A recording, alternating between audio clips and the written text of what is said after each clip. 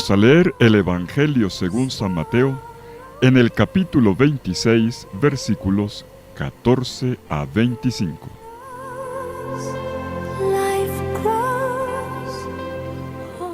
En aquel tiempo, uno de los 12, llamado Judas Iscariote, fue a los sumos sacerdotes y les propuso: ¿qué estáis dispuestos a darme si os lo entrego? Ellos se ajustaron con él en 30 monedas. Y desde entonces andaba buscando ocasión propicia para entregarlo. El primer día de los ácimos se acercaron los discípulos a Jesús y le preguntaron: ¿dónde quieres que te preparemos la cena de Pascua? Él contestó: id a la ciudad, a casa de fulano y decidle: el maestro dice, mi momento está cerca, deseo celebrar la Pascua en tu casa con mis discípulos. Los discípulos cumplieron las instrucciones de Jesús y prepararon la Pascua. Al atardecer se puso a la mesa con los 12. Mientras comían, dijo: os aseguro que uno de vosotros me va a entregar. Ellos, consternados, se pusieron a preguntarle uno tras otro: ¿soy yo acaso, Señor? Él respondió: el que ha mojado en la misma fuente que yo, ese me va a entregar. El Hijo del Hombre se va, como está escrito de él, pero ay del que va a entregar al Hijo del Hombre, más le valdría no haber nacido. Entonces preguntó Judas, el que lo iba a entregar: ¿soy yo acaso, maestro? Él respondió: tú lo has dicho. Palabra del Señor. Gloria a ti, Señor Jesús.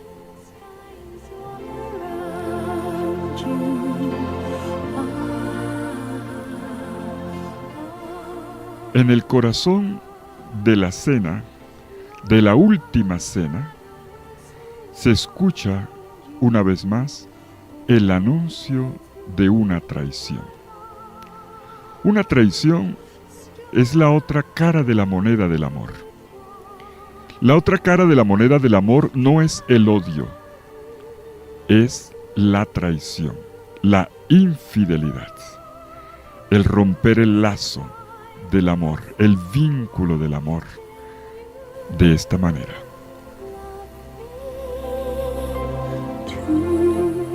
Estamos ya en medio del cenáculo, como también lo estábamos ayer, pero ayer estábamos en la versión de Juan.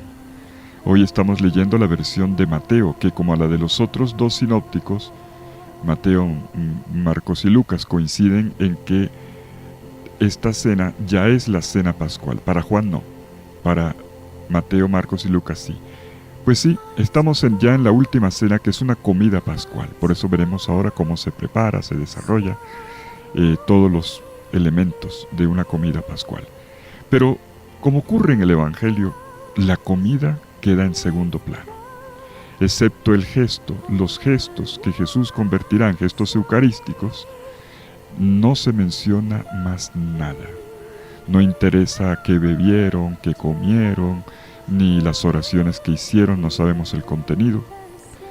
Todo se centra en dos cosas: el gesto de amor de Jesús, que se entrega utilizando los mismos símbolos de la comida que tiene sobre la mesa, y dos, la conversación sobre lo contrario, el anuncio de una negación y de una traición.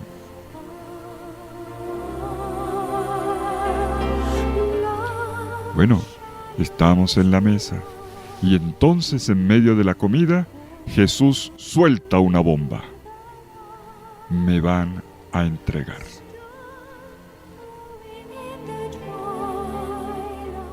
Entremos en el relato de hoy observando cómo también aquí tenemos 3 escenas seguidas en Mateo. Primero, el pacto comercial que Judas hace con los sumos sacerdotes, y esto es previo, para realizar la entrega de Jesús. 2, la preparación de la comida pascual. Y 3, el comienzo de la comida, en cuyo contexto se desvela la identidad del traidor.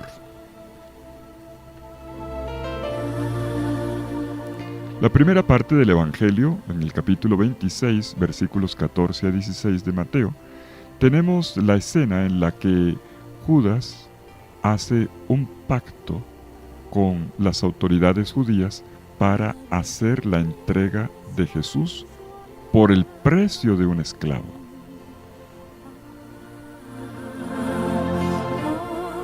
Todo empieza con un fuerte contraste. Según Mateo, justo en el momento en el que la mujer unge con amor el cuerpo de Jesús para la sepultura, Judas parte para donde los sumos sacerdotes con el fin de contratar la traición de Jesús. Mateo anota uno de los 12, poniendo en evidencia el escándalo y las proporciones tremendas del gesto. Mateo muestra el lado oscuro del seguimiento de Jesús, el traidor potencial en que puede transformarse todo creyente que se encuentre frente a un momento crítico.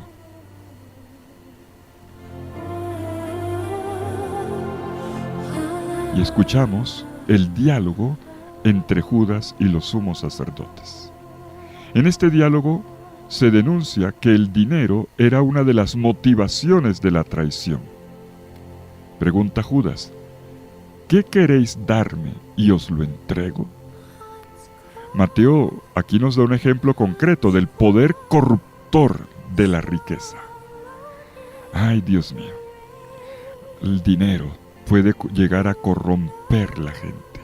Así ocurría antiguamente, yo no sé hoy, pero la plata corrompe la gente.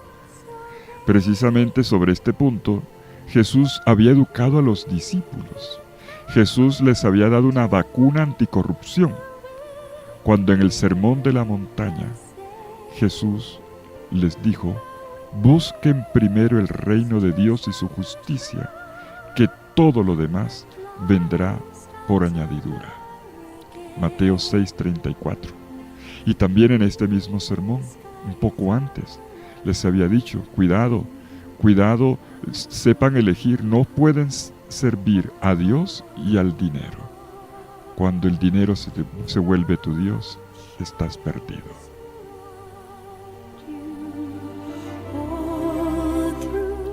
Y los discípulos habían dejado de lado la avidez, el dinero, las posesiones, el trabajo, todo eso lo habían dejado para seguir a Jesús. Por lo tanto, habían entrado por un camino supremamente sano. ¿Qué pasó? ¿Qué pasó aquí que Judas sale con esto, con esta desfachatez?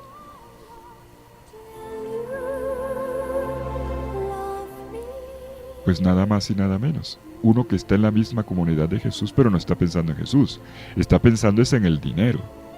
La avidez de Judas por la plata lo lleva a abandonar el único tesoro por el cual valía la pena dar la vida. Él había encontrado el tesoro que era Jesús y había vendido todos los demás tesoros, pero echó para atrás. Y así, guiado por sus propias motivaciones, Judas tomó una decisión libre. Puso de lado el Evangelio y escogió el dinero. Y esto lo va a conducir a un destino terrible.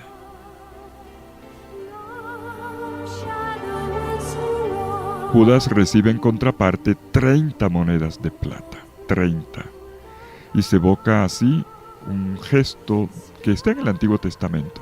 Cuando el evangelista cuenta 30 monedas de plata, enseguida hace el link con un texto del Antiguo Testamento. Ilumina la escena, como es muy propio de los evangelios, de vez en cuando, iluminar con una cita, con un evento o un anuncio del Antiguo Testamento. Pues esto está en el Antiguo Testamento. En Zacarías 11:12, donde se dice: si os parece bien, dadme mi jornal, si no, dejadlo. Y ellos pesaron mi jornal 30 monedas de plata. Por otra parte, según el libro del Éxodo, en el capítulo 21, versículo 32, 30 monedas es el precio de un esclavo. Ya eran precios fijos, no había regateo.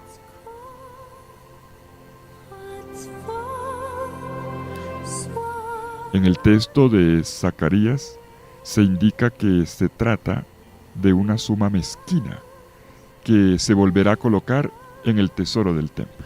Bueno, lo mismo que va a hacer Judas después que se arrepienta y va a tirar la moneda ya delante de los sacerdotes, junto al tesoro del templo. Me refiero a la alcancía. Detrás de esto hay una convicción fundamental de este Evangelio de Mateo. La traición de Judas y su muerte parecen ser el triunfo del mal, mientras que misteriosamente, al mismo tiempo, hacen parte del gran designio de la salvación de Dios. ¿Por qué? Porque la palabra de Dios se está cumpliendo. Judas sigue dando los pasos necesarios para consumar su traición. Anota el evangelista que él andaba por ahí dando vueltas y observando la cosa, buscando una oportunidad para entregar al maestro. Y la oportunidad, miren la palabra que utiliza el evangelio, oportunidad. En griego se dice kairos. ¿Les suena conocido? Kairos. La oportunidad aquí, curiosamente, no es la de la entrega, es la de el mismo gesto de Jesús que da la vida. Más adelante Jesús va a repetir la palabra: mi tiempo está cerca. Judas busca el tiempo para entregarle, pero Jesús dice: mi tiempo está cerca. Y utiliza el mismo término griego, kairos. La entrega del Hijo del Hombre en las manos de los pecadores ocurre, al fin y al cabo, por el control que Jesús tiene de las cosas y no por esta acción horrible de Judas. Y en el mismo kairos ocurren dos cosas. Por una parte, Judas lo hace para embolsillarse 30 monedas de plata. Pero al mismo tiempo, eso mismo Jesús lo hace para dar la vida por la salvación de la humanidad. Es el doble valor de la entrega. Y de repente nos encontramos ya en medio de la cena pascual, el primer día de los ácimos, dice Mateo. El jueves, durante el día, las familias hebreas botaban a la basura el pan con levadura para celebrar, como estaba prescrito, la fiesta de la Pascua, con pan sin levadura. Éxodo 12:15 lo prescribe. Y la fiesta empezaba al atardecer. En el momento en que el sol se ocultaba, en ese momento, ¡pum!, comenzaba la fiesta, con el banquete del Pascual. El Evangelio, como ya dije al principio, se concentra no en la comida, sino en las palabras decididas de Jesús y en la obediencia inmediata de los discípulos. Jesús dice con autoridad, vayan y díganle a aquel señor que me preste la casa: en tu casa voy a celebrar la Pascua con mis discípulos.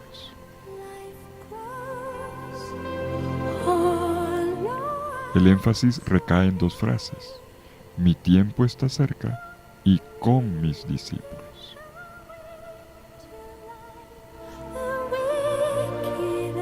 La Pascua, la fiesta hebrea de la liberación por excelencia, da el horizonte para interpretar el significado de la muerte y resurrección de Jesús, y también el nuevo horizonte de vida que de allí se desprende para los discípulos.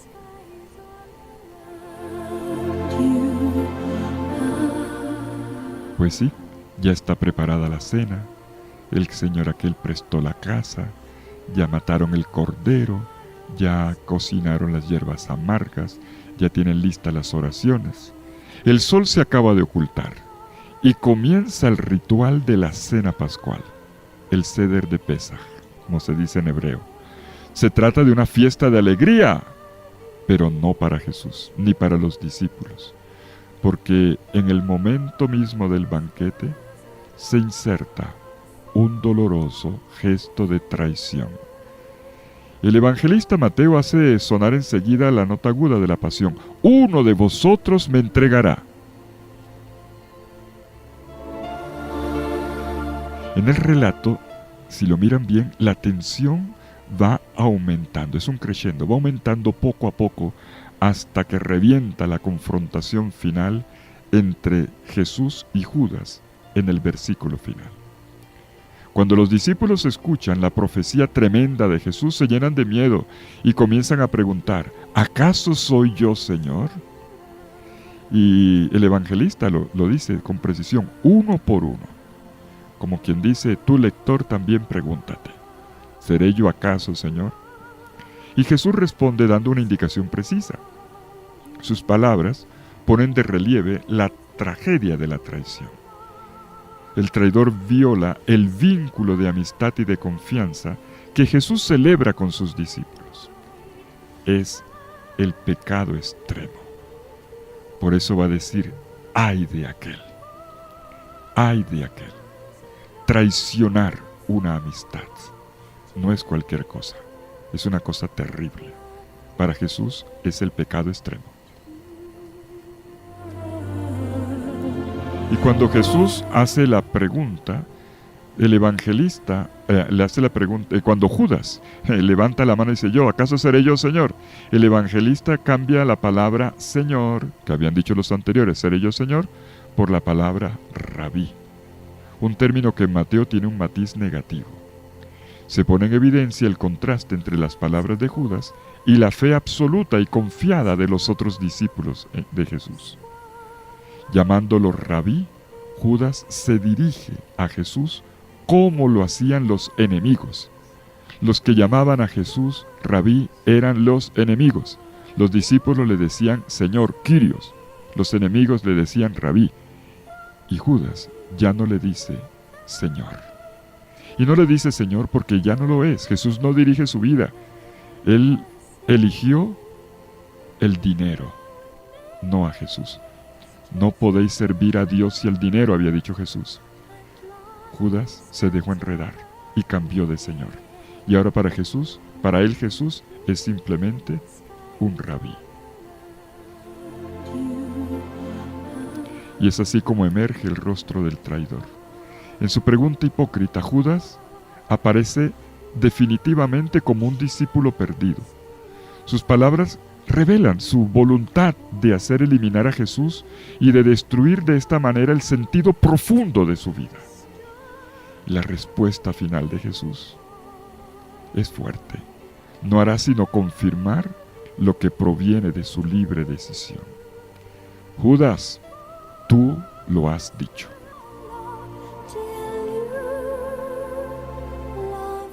Pero esto ocurre justo cuando Jesús se pone eucarísticamente en las manos de sus discípulos. Sorprende y al mismo tiempo consuela que Jesús se pusiera en manos de un grupo de amigos de reconocida debilidad y de descaradas traiciones. Se entregaba aún sabiendo que esas manos no eran confiables. Y esta, ¿saben?, es la verdadera exposición de la Eucaristía. Los invito a pensar esto hoy. Esta es la verdadera exposición de la Eucaristía. Nosotros nos inventamos otra exposición de la Eucaristía con cirios, incienso, velo humeral y toda la cosa. Pero la verdadera exposición es que Él se expone. Es el ponerse en las manos que no lo van a sostener, en manos no confiables, en manos traidoras. Sería bueno que pensáramos en esto. Si acaso no hemos perpetuado esa manipulación del sacramento de la Eucaristía, donde vivimos ritos, pero no encuentros. ¿Cómo habría que responder ante uno que se expone? Esa es la pregunta, esa es la cuestión. Bueno, que el Señor los bendiga a todos con su infinito amor, en el nombre del Padre, y del Hijo, y del Espíritu Santo. Amén. Feliz día para todos.